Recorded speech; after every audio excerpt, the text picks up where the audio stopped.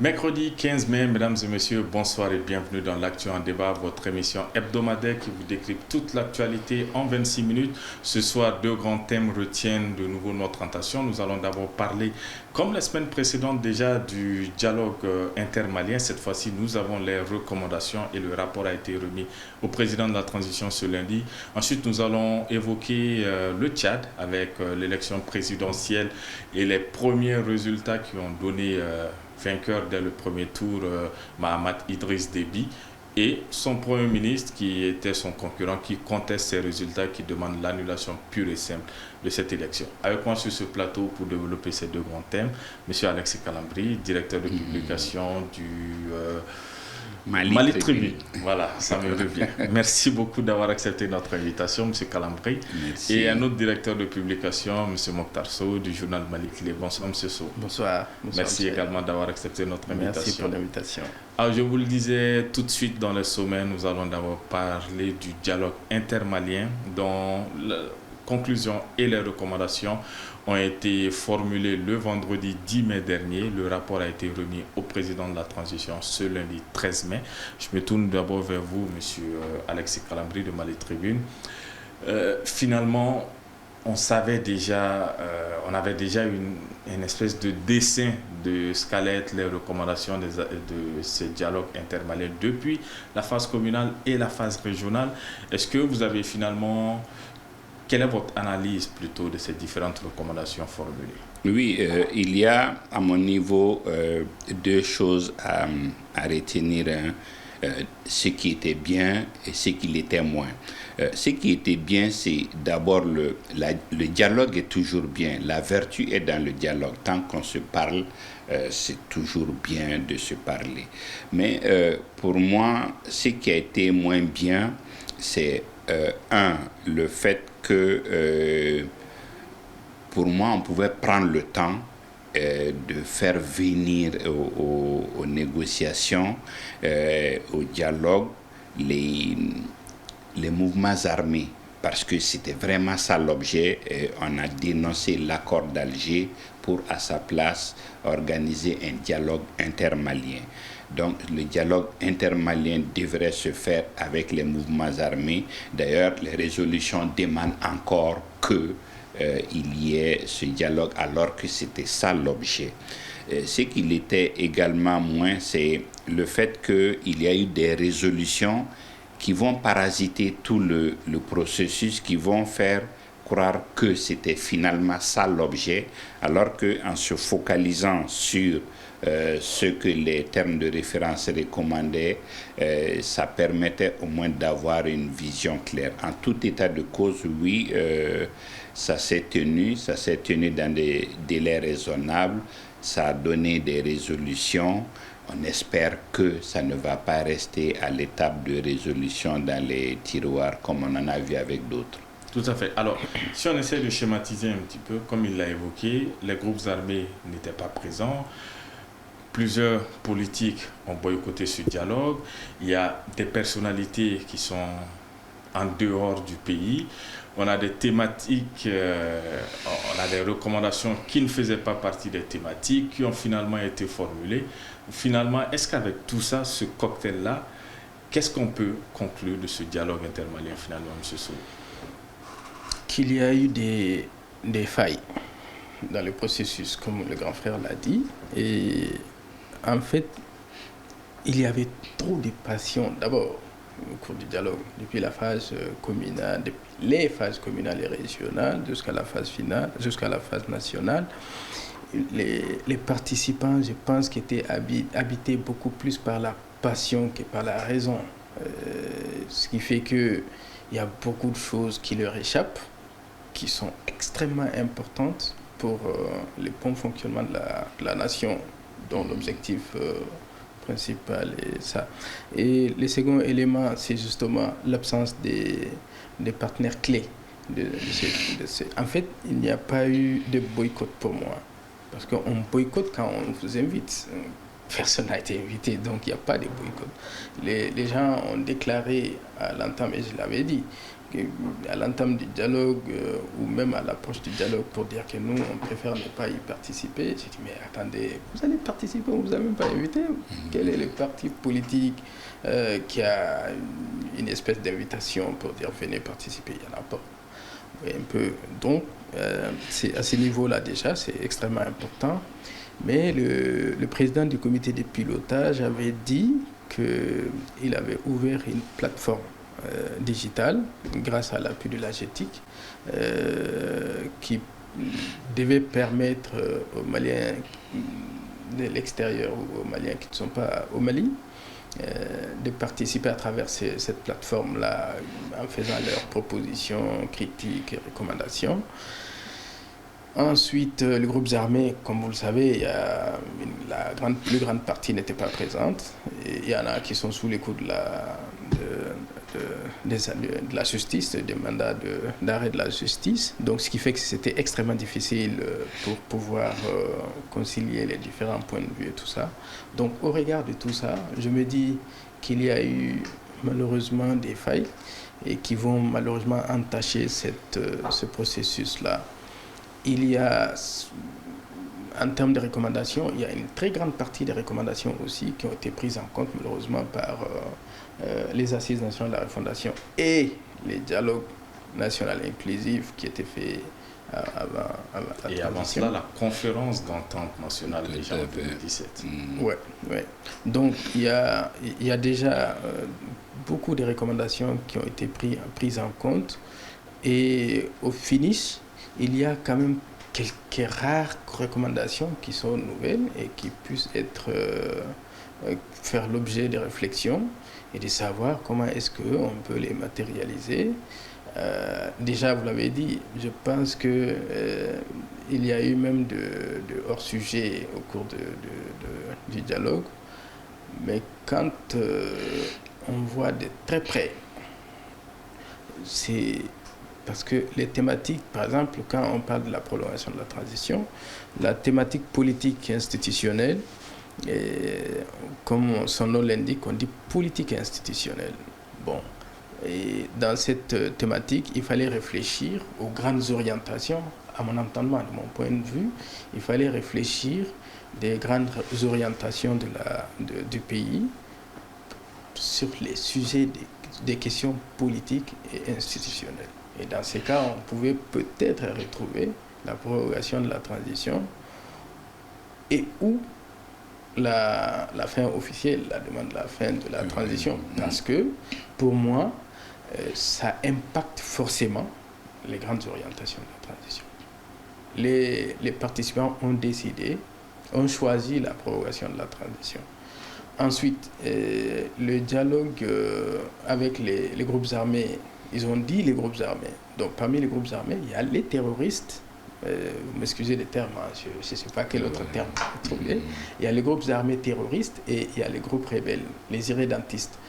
Donc, d'après eux, surtout l'expert qui est passé, il fallait faire deux dialogues.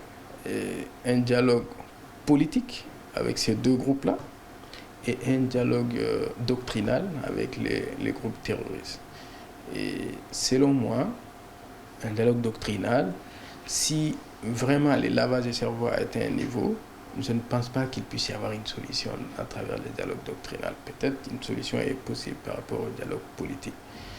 Il n'y a pas que ça, il y a beaucoup d'autres recommandations qui peuvent faire l'objet de réflexions et savoir, espérer que ça puisse impacter.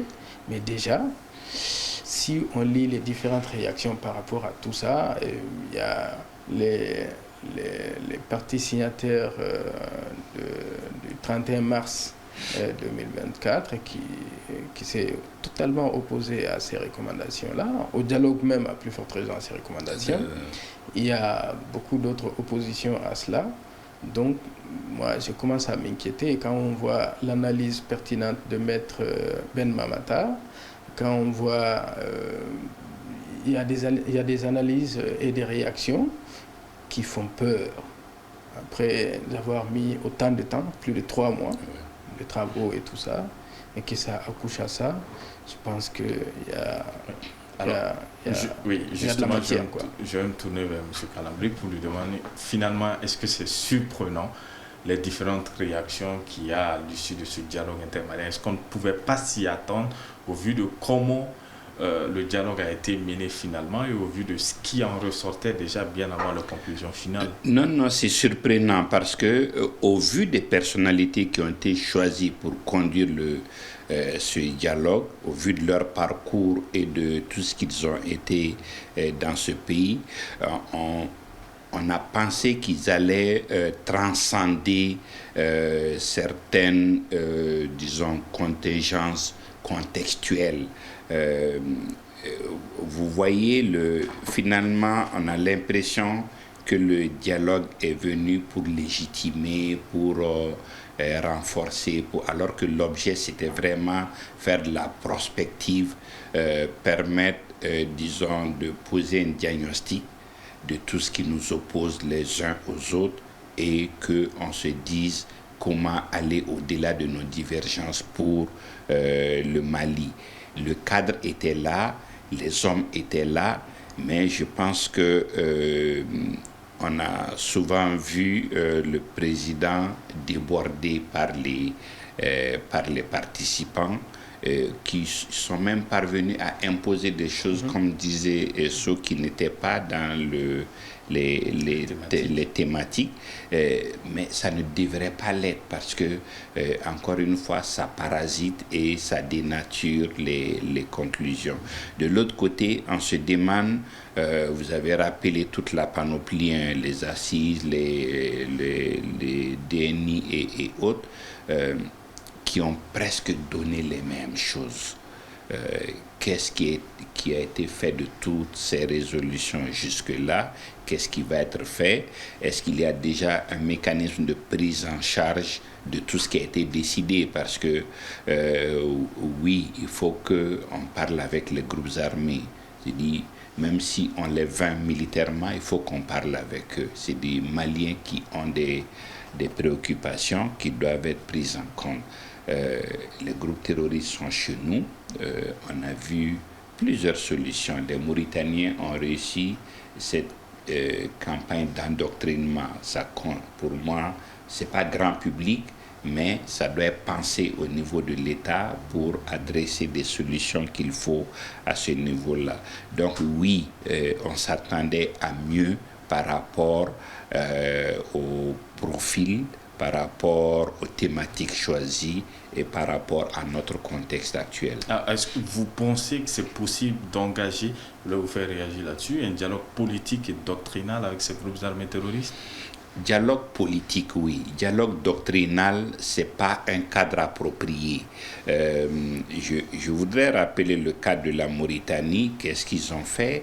Ils ont formé des gens qui sont allés au contact avec ces personnes-là pour, disons, argument contre argument, en se servant des mêmes arguments, démonter les campagnes. Ce n'est pas un cadre comme ça qui est approprié pour le faire, mais ça doit être une politique nationale pensée et je me refuse à croire que ce ne l'est pas jusque-là, que ce n'est pas encore fait, parce que c'est indispensable. D'après certains observateurs, la Mauritanie paye aussi ces différents groupes-là en guise de pacte de non-agression.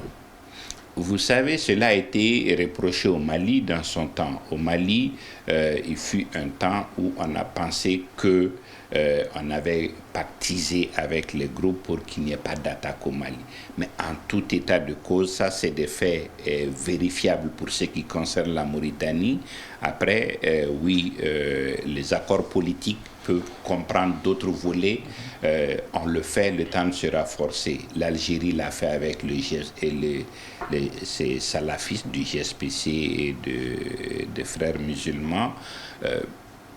Toutes les solutions qui n'entraînent pas des morts d'hommes, qui peuvent faire que les armes se taisent, peuvent être sur la table le temps qu'on se renforce et qu'on soit en mesure d'imposer un dictat. Mais en tout état de cause, encore une fois, la vertu est dans le dialogue et quelles que soient les tournures, il n'y a pas d'alternative au dialogue.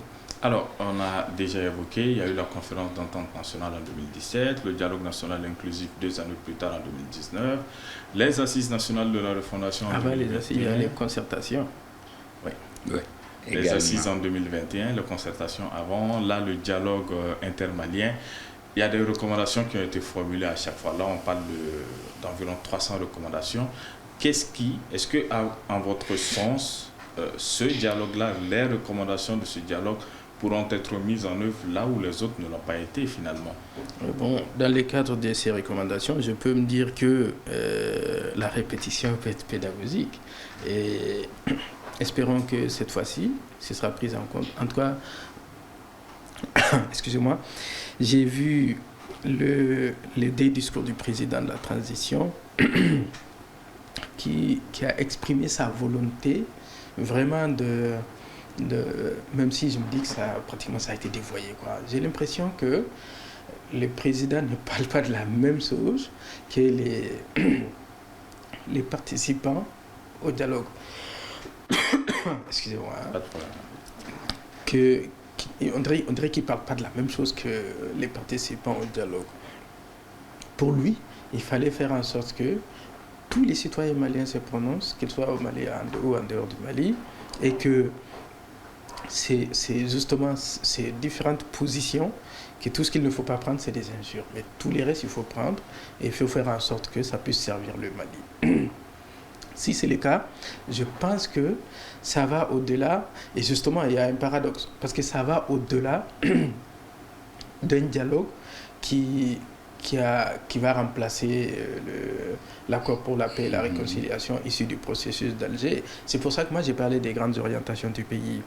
Et pour moi, les thématiques qui ont été choisies auraient pu être innovantes si les participants avaient suivi scrupuleusement ces thématiques-là. Mais malheureusement, les participants ont décidé, parfois en mettant en minorité le président du comité de pilotage, ont décidé de choisir d'autres voies et d'autres thèmes, d'autres sujets qui ne rentrent pas forcément dans ces thématiques-là. Donc, quand on réfléchit à tout ça, ça puisse peut-être obliger les autorités à orienter les décisions qu'ils vont prendre pour réagir en fonction des recommandations, et espérons qu'au moins il va y avoir un point de convergence quelque part. Oui, à mon avis, l'équivoque qu'il y a eu en écoutant le président Assimi, il voulait tout entendre, y compris des vertes et des pas mûres. On a eu certains participants qui était là pour vouloir le conforter dans son pouvoir et dans sa position. C'était pas ce qu'il attendait des dialogues en l'écoutant. Il voulait vraiment qu'on pose un diagnostic clair et qu'on donne des pistes de solutions. Mais certains participants ont donné l'impression, en tout cas, d'être là pour comment le conforter, comment le réhabiliter, parce que quand on va jusqu'à dire d'en faire des généraux, ils n'ont pas demandé et ça n'entrait pas dans les thématiques. Je pense qu'il y a eu des équivoques à ce niveau-là, que des gens devaient s'atteler à lever dès le départ pour recadrer et pour permettre à d'autres niveaux de s'occuper de ces questions-là.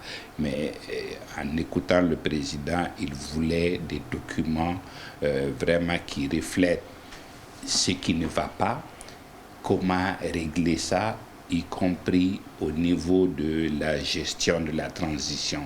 Mais finalement, on a vu beaucoup de gens se battre pour faire en sorte que il faut lui tailler des textes qui vont lui convenir. Alors, très bien. Question d'équivoque, nous allons passer au deuxième thème de la soirée, c'est le Tchad, où une élection présidentielle s'est tenue il y a début mai. Il y a pratiquement plus d'une semaine maintenant, on a vu les premiers résultats qui donnent vainqueur dès le premier tour le général Mahamat Idriss Déby, qui est le président de la transition en cours depuis maintenant 3 ans, face à son premier ministre Success Masra, ce dernier qui a introduit un recours pour demander l'annulation pure et simple de cette élection. Je me tourne d'abord vers vous, M. Calambri. qu'est-ce que vous avez pensé de tout cet enchaînement déjà de l'élection, la victoire de Déby déclarée dès le premier tour et ensuite Masra qui... Moi, je me suis réjoui quand même de tout ça. On est en train de parler du Tchad où les gens avaient la gâchette facile, où pour un oui, pour un non, on prend le maquis. Pour une fois, d'abord un premier ministre qui a vraiment fait couler du sang et de l'encre, qui accepte d'être dans le gouvernement, qui est candidat au même titre que le président, sans qu'on soit dans un système où,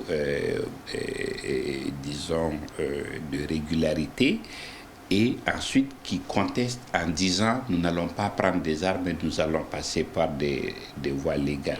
Je pense qu'il y a déjà une grande avancée, c'est au Tchad de faire en sorte qu'on reste sur cette lancée-là. Mais en dehors de ça, on ne s'attendait pas à des miracles quand même par rapport à ces élections-là, par rapport au fait que ce n'est pas dans les traditions, au fait que tout semblait décidé dès le départ et au fait que le Déby fils avait juste besoin de légitimer les faits. Tout semblait décidé dès le départ. Est-ce que vous seriez d'accord avec un peu le scénario qui a été brodé par certains acteurs de l'opposition qui estiment que la candidature de Succès Masra s'inscrivait dans ce cadre simplement pour donner un caractère démocratique à cette élection, mais que tout était en fait mis en place.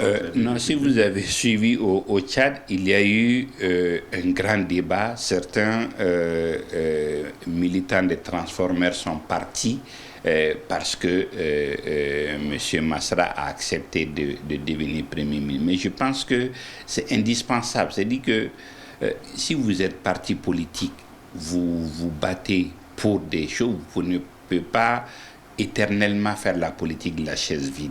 Vous ne pouvez pas dire je refuse d'avoir les mains sales, de mettre la main dans la cambouis quand vous voulez diriger. Pour moi, oui, il a été bien inspiré à un moment donné d'accepter d'entrer dans le gouvernement. D'ailleurs, vous verrez que son discours va changer parce que on parle autrement quand on a géré, quand on connaît certaines réalités que quand on est dehors. Et c'est déjà le cas au Sénégal. Vous voyez, les gens de PASTEF ne parlent plus de la même façon. Donc, oui, il a bien fait de venir et d'ailleurs, un parti politique qui reste éternellement dans l'opposition ne se renforce pas. Vous avez des gens qui vont applaudir, mais ceux qui applaudissent très souvent ne sont même pas ceux qui vont voter. Mais quand un parti est capable de donner des emplois, de financer des activités, il commence à se renforcer. Est-ce que vous êtes d'accord? Vous partagez ça? Oui, je suis d'accord avec lui, mais moi, je pense beaucoup plus que ce n'est pas le cas, parce que cette contestation ne serait pas nécessaire. Premièrement. Deuxièmement, le Premier ministre Succès pense vraiment qu'il a gagné les élections. Et c'est à lui d'apporter les éléments, et je pense qu'il a un certain nombre d'éléments. Sinon, ça me paraît quand même inutilement risqué de contester des élections en sachant qu'on les a perdues pour créer des incidents. Il y a déjà eu une vingtaine de morts. Et que les observations internationaux, les observateurs internationaux, d'après leurs propres communiqués, ont été dupés, quoi. Là où ils devaient se retrouver pour faire des trucs, apparemment, c'était pas là-bas, c'était pas prévu de faire les élections là-bas et tout ça. Donc, l'Union européenne dit n'avoir pas pu faire sa mission comme il fallait, et tout ça, alors que, d'après eux, c'est eux qui ont payé ces élections-là, c'est eux qui ont financé ces élections-là. Donc, c'est que nous, on aurait voulu voir qu'est-ce que l'opposant au président de la transition sortant, qu'est-ce qu'il a comme preuve, comment il a fait lui-même ses décomptes, qu'est-ce que son QG a fait pour savoir que c'est lui qui a gagné, et comment est-ce que cette affaire-là va se poursuivre, puisque déjà, on est déjà devant les juridictions. Finalement, je pose la question, est-ce que ce n'est pas peine perdue? Parce qu'on a vu dans d'autres pays aussi des opposants ont saisi ces juridictions-là pour faire annuler les élections. Ça n'aboutit jamais. Est-ce que ce n'est pas peine perdue finalement? Bon, moi je ne pense pas, parce qu'il a dit quelque chose d'extrêmement important. Et le Tchad, en tout cas à travers ces actions qui sont passées de façon post-électorale, a décidé de régler ces problèmes par la voie démocratique et judiciaire. Maintenant, on rappelle quand même qu'il y a un opposant qui a été tué il n'y a pas longtemps. Oui, mais ça c'est avant les élections. Oui. Ça c'est avant les élections. Mais déjà, qui était un potentiel candidat. Oui, mais maintenant, moi je parle de la gestion de ces élections-là. Est-ce que on va se retenir seulement pour le processus judiciaire ou à la suite de ce processus-là, est-ce qu'il va y avoir une escalade de violence et tout ça? Je pense que les prochains jours vont nous édifier sur ça, quoi. Oui, non, dans tous les cas, que la Cour tranche en sa faveur ou pas, lui, il s'est dédouané en faisant ce qu'il doit faire de façon légale. Il a contesté, il a certainement, s'il saisit les juridictions, il amène ses preuves. Maintenant, si la Cour ne le suit pas dans ses raisonnements, ça ne lui incombe pas. Donc, on ne pourra pas l'accuser de laxisme ou de complaisance, puisqu'il se serait montré républicain et aurait fait ce qu'il faut. Et dans tous les cas, ça va le grandir, à mon avis.